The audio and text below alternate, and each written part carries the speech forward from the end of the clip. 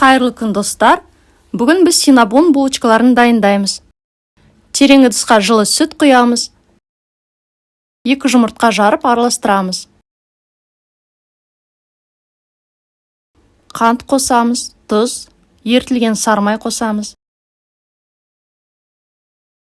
Ұнға ашытқы қосып араластырамыз.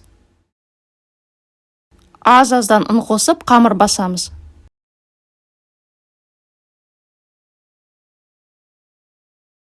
Бетін пленкамен жауып, жылы жерге көтерілгенше қоямыз. Қамыр 2 есе көтерілді.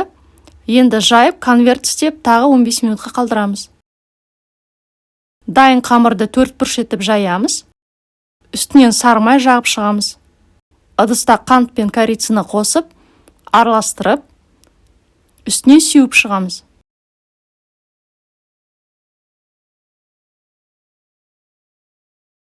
Қамырды рулет сияқты орап шығамыз. Піскенде ашылып кетпес үшін тығыз орамаймыз. Видеода көрсетілгендей жіппен немесе өткір пышақпен бөлеміз. Противенға салып, үстінен басамыз. Противенға 40 минутқа көтерілгенше қалдырамыз, бетін жабамыз. 180 градус қызып тұрған духовкаға 25 минутқа қоямыз. Булочкаларымыз дайын болғанша крем дайындаймыз. Сливочный сыр, сахарная пудра, сармайды қосып, 1 келкі масса болғанша араластырамыз. Дайын болған синабондардың бетіне жағып шығамыз.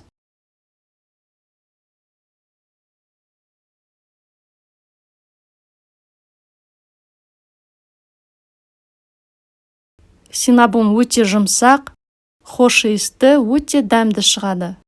Рецептін аса лайк басып, каналыма жазылыңыз.